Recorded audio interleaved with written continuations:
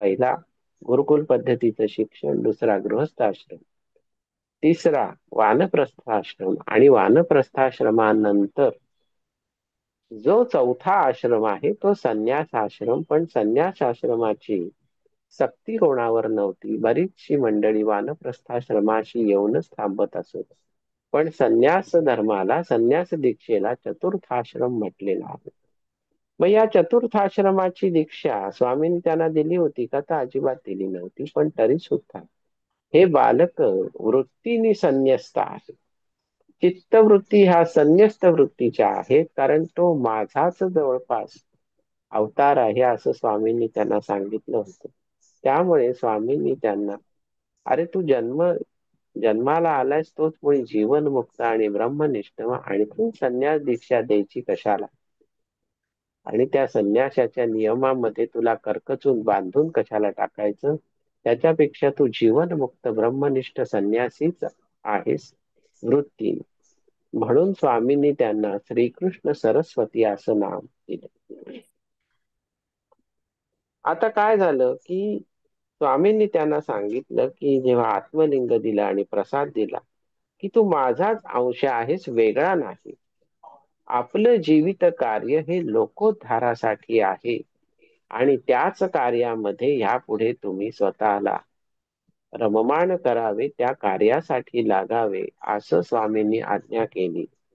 म्हणजेच काय की ते जर ओव्यामध्ये म्हणायचं झालं तर कसं झालं, ते ही कथा कशी घटना घडली की शरणागतांचा शमवी ताप, ज्ञानी करोनी जाळावे पाप. हा बोध केलाय स्वामींनी त्यांना की शरणागतांचा शमवी ताप श्रीकृष्ण सरस्वतींना सांगताय अशा पद्धतीने तुम्ही वागा की शरणागतांचा शमवी ताप, ज्ञानी करोनी जाळावे पाप. जैसे गमे त्यास माय बाप, सकळान सन्मार्गी लावावे. ऐसे बोधामृत पाजोनी, श्री वरद हस्त ठेवून स्नान घातले ब्रह्मानंदाचे. कसलं स्नान घातलंय? उष्णोदक स्नानम शुद्धोदक स्नानम नाही, ब्रह्मानंदाचं स्नान स्वामींनी त्यांना घातलं आणि मग ते श्रीकृष्ण सरस्वती झालेले आहेत. आणि मग श्रीकृष्ण सरस्वती महाराजांचं हे सगळं पुढचं कार्य सुरू झालं. लोकोद्धाराच, जनोद्धाराच. स्वामींची आज्ञाच तशी होती की स्वामींचं म्हणणंच काय होतं की अरे तू माझाच अंश आहे, पण आपण जगाच्या उद्धारासाठी आलेलो आहोत. व श्रीकृष्ण सरस्वती महाराजांचं स्वामींवरती, श्री स्वामी समर्थांवरती अतिशय प्रगाढ असं निरातिशय प्रेम होत.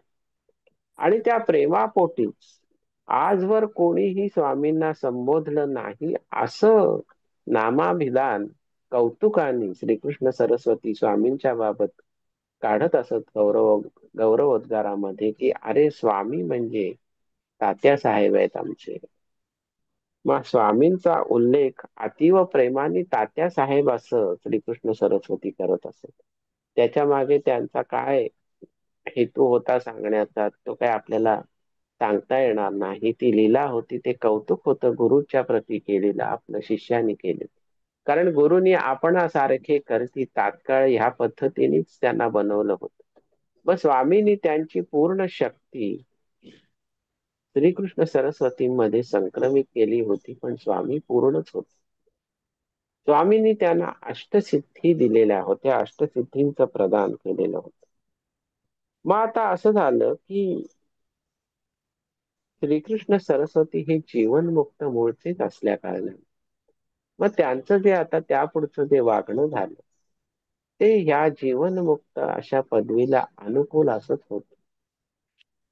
ते कोणतेही असे काहीतरी पिसेपणाची पासोडे घेऊन बसले नव्हते. ते लौकिक अर्थाने व्यवहार त्यांचे व्यवस्थित चालू होते, तरी सुद्धा त्यांची महती लोकांना पटायला खूप वेळ लागला त्या काळी सुद्धा. पण लोकांनी मग त्यांची उपेक्षा केली. उपेक्षा म्हणजे दुर्लक्ष केले. त्यांना त्रास नाही दिला लोकांनी, किंवा त्यांना वेडा म्हटलं नाही, किंवा काहीच असं केलं नाही. पण असेल कोणीतरी, आपल्याला काय त्याचं, या पद्धतीने उपेक्षा लोकांनी त्यांची केली. त्यांची महती तोपर्यंत लोकांना कळली नव्हती आणि मुळातच असं आहे. जे सत्पुरुष आहेत त्यांना ह्या गोष्टींचं नेहमीच भान असतं की कोणत्या वेळी कोणत्या काळी आपण आपली महती लोकांना सांगायला पाहिजे किंवा आपोआप लोकांपर्यंत पोहोचली पाहिजे. ह्याची योजना प्रत्येक सत्पुरुषाची संत पुरुषाची आधीच ठरलेली असते आणि त्या पद्धतीने मग ह्यांनी ती योजना त्यांची तयारच होती की आपली महती लोकांना कधी कळेल. मग त्या दृष्टीने त्यांनी काही प्रयत्न केले का? काही गरज नव्हती ना प्रयत्न करायची. ही आपोआप घडणारी गोष्ट होती. मग त्यांनी त्या लोकांच्या उपेक्षेकडे दुर्लक्ष केलं. आणि आणखीन एक गोष्ट सांगायची राहिली की स्वामींनी त्यांना आज्ञा काय केली. ही सगळी लीला केल्यानंतर आपणासारखे तात्काळ केल्यानंतर स्वामींनी त्यांना आज्ञा केली की आता तुम्ही कोल्हापुरात जाऊन वास करावा आणि तिथे जनउद्धाराचं कार्य करावं असं स्वामींनी त्यांना सांगितलं होतं. त्यामुळे प्रथमतः ते कोल्हापुरातच आले स्वामींकडनं अक्कलकोटनं. स्वामींची आज्ञा होती. मग राहायचं कुठे कोल्हापुरामध्ये?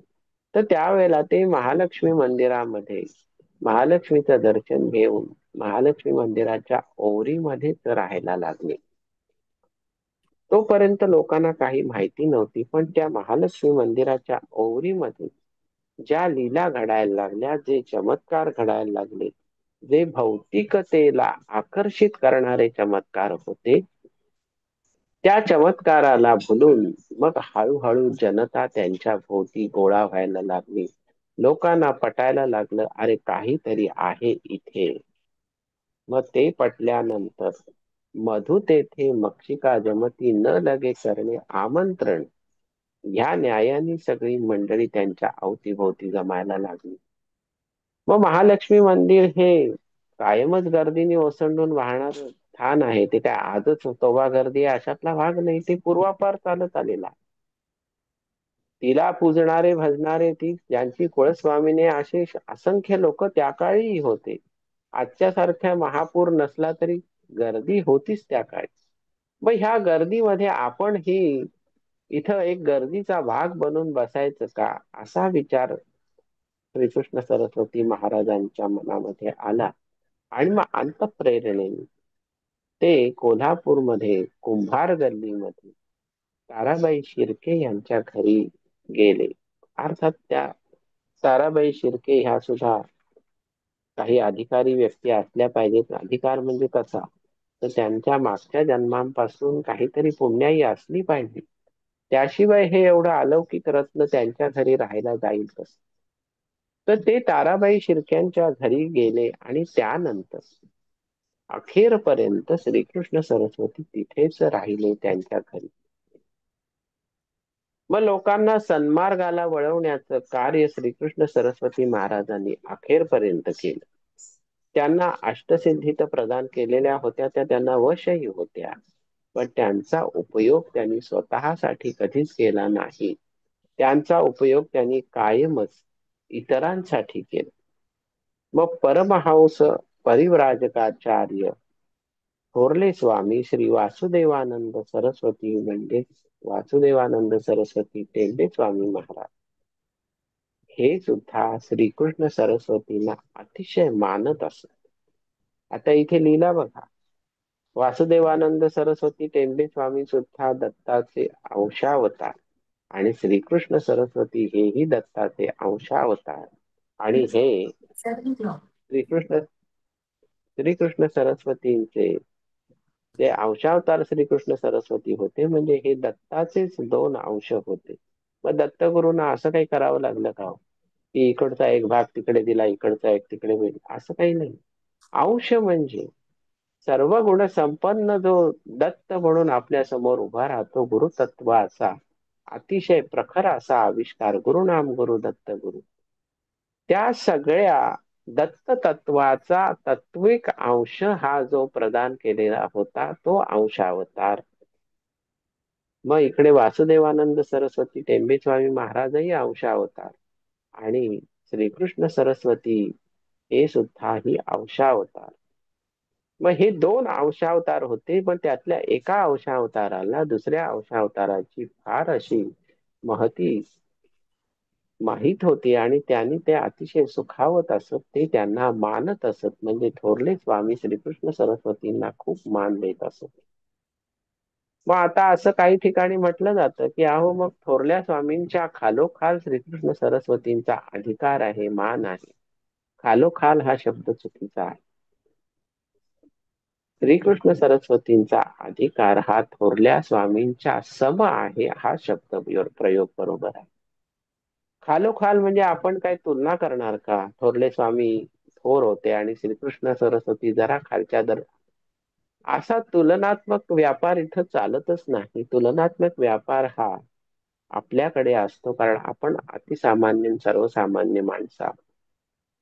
अस्थित भाती प्रिया ठाई योगेश्वर निमग्न राही.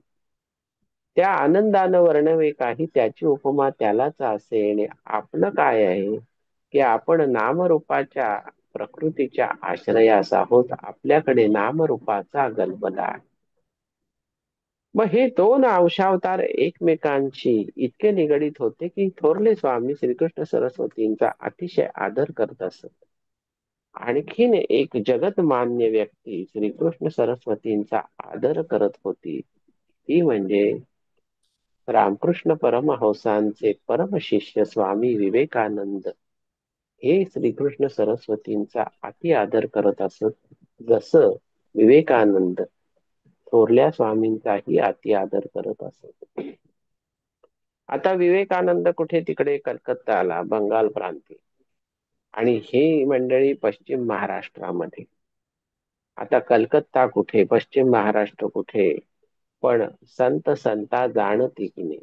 मग ह्या न्यायाने विवेकानंद सुद्धा जे योगी पुरुष होते, त्यांना थोरल्या स्वामींची माहिती नसेल किंवा श्रीकृष्ण सरस्वतींची माहिती नसेल असं होऊ शकत नाही.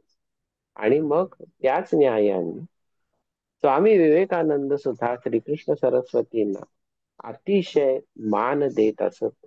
प्रत्यक्षात स्वामी विवेकानंदांची आणि श्रीकृष्ण सरस्वतींची भेट झाली अथवा नाही ह्याचे तपशील उपलब्ध नाहीत. पण ही घटना मात्र अनेकांनी सांगितलेली आहे की बोललेली आहे की स्वामींना त्यांच्याबद्दल खूपच आदर होता. कदाचित स्वामी विवेकानंदांनी ते बोलूनही कधी दाखवलं असेल, प्रत्यक्ष भेट घडली असेल किंवा नसेल. मग श्रीकृष्ण सरस्वती महाराजांच्या अनेक लीला आणि चमत्कार प्रसिद्ध आहेत, जे भौतिकाला योग्य असे चमत्कार आहेत. तितकेच आध्यात्मिक जगतामध्ये सुद्धा त्यांनी जे काही अधिकार क्षेत्र निर्माण केलं त्यालाही काही तोड नाही, इतकं ते प्रभावी क्षेत्र आहे. मग अशा श्रीकृष्ण महाराजांनी त्यांचं जेव्हा अवतार कार्य संपत आलं, श्रीकृष्ण सरस्वती महाराज, तर अवतार कार्य संपवायची वेळ आली तेव्हा ते त्यांनी कधी संपवलं, तर शके 1822 म्हणजेच इसवी सन 1900 साली श्रावण वद्य दशमीच्या दिवशी पहाटे ब्राह्ममुहूर्ताच्या वेळेला श्रीकृष्ण सरस्वती महाराजांनी समाधी घेतली. आणि मग त्यांचं समाधी स्थान कोल्हापुरामध्ये कुंभार गल्लीत शिर्के यांच्या निवासस्थानीच आहे. अजूनही तिथे दर्शनाला जाता येतं. आणि ते स्थान आता इतकं जरी प्रसिद्ध नसलं तरी ह्या गजानन विजय ग्रंथाच्या निमित्ताने ते अखिल जगतासमोर आलेलंच आहे. तरी सुद्धा आपण म्हणतो नुसते ग्रंथावरनं डोळे फिरतात, ओव्यांवरनं डोळे फिरतात की ते स्वामी कुंभार गल्लीचे वगैरे, पण किती लोकांनी त्याचा शोध घेतला. कोल्हापुरात तर किती वेळा किती जण जात असतील महालक्ष्मीच्या दर्शनाला असोत किंवा आणखीन कोणत्या कारणासाठी असोत. कोल्हापूरला अनेक वेळेला अनेक जण जातात. पण गजानन विजय ग्रंथाचं नियमित पठण पारायण करणाऱ्यांना किती जणांना ही बुद्धी झाली की कोल्हापुरात गेल्यावरती कुंभार गल्ली कुठे आहे विचारावं, कुंभार गल्लीत शिर्क्यांचं निवासस्थान कुठे आहे विचारावं, आणि त्या शिर्क्यांकडे जाऊन त्यांना विचारावं की अहो, तुमच्या घरी श्रीकृष्ण सरस्वती महाराजांची समाधी आहे, त्याचं दर्शन आम्हाला मिळेल का. ही इच्छा किती जणांना झाली. म्हणून असं म्हणावं असं वाटतं की हे स्थान कुठेतरी अजून अप्रसिद्ध किंवा इतकं काही प्रसिद्धीला नसेल, पण ते प्रसिद्धीला आणायचं असेल किंवा प्रसिद्धीला आणायचं किंवा नाही ही त्या सत्पुरुषाची इच्छा असते. त्याच्या इच्छेपुढे आपण काही जाऊ शकत नाही. पण निदान आपण दर्शन तरी जाऊन घेऊ शकतो की नाही. मग कोल्हापूरला गेल्यानंतर ह्या कुंभार गल्लीमधल्या श्रीकृष्ण सरस्वतींच्या समाधीचं दर्शन अवश्य घ्यावं. पारमार्थिक लाभ झाल्याशिवाय राहणार नाही. भौतिक लाभ होतील असं सांगता येत नाही, पण पारमार्थिक आयुष्य जर खरोखर पारमार्थिक आयुष्य तुम्ही जगत असाल, त्या मार्गावरती वाटचाल करत असाल, तर आयुष्य निदान त्या अंगाने त्या अनुषंगाने उजळून निघेल याबद्दल काही संशय नाही. मग श्रीकृष्ण महाराज सरस्वती महाराज हे देहामध्ये 65 वर्ष होते. 65व्या वर्षी त्यांनी ही समाधी घेतलेली आहे. मग हे असं जे अलौकिक चरित्र हे आता वास्तविक आपण बघितलं पाहिजे की दत्तगुरूच ही चरित्र सगळी घडवून आणतात. दत्तगुरूच श्रीपाद श्री वल्लभ म्हणून आले. दत्तगुरूच नृसिंह सरस्वती म्हणून आले. दत्तगुरूंनीच स्वामी समर्थांचा अवतार घेतला. दत्तगुरूंनीच अंशावताराने अनेकांच्या रूपाने जन्म घेतला. त्यातले आपले थोरले स्वामी टेंबे स्वामी महाराज आहेत आणि हे दुसरे श्रीकृष्ण सरस्वती महाराज जे कुंभार गल्लीत त्यांची समाधी आहे कोल्हापुरामध्ये. तर त्या श्रीकृष्ण महाराजांचं जे काही चरित्र आपल्याला ज्ञात झालं ते आपण इथे विशद केलं. ही सगळी संतांची चरित्र का पाहिजे असतं. आता इथे पुन्हा किंतु परंतु येतील तुमच्या मनामध्ये की मग श्रीकृष्ण सरस्वती महाराजांची आणि गजानन महाराजांची भेट कुठे झाली. नाही झाली भेट. देहात असताना भेट झाली. दोन देह आहेत आणि एकमेकाला भेटलेत असं घडलं नाही. पण तत्व तत्वात मिसळलेला असल्या कारणाने एकाचा आविष्कार 1900 सालामध्ये जरी संपलेला असला तरी 1910 साली गजानन महाराजांनी समाधी घेतलेली आहे.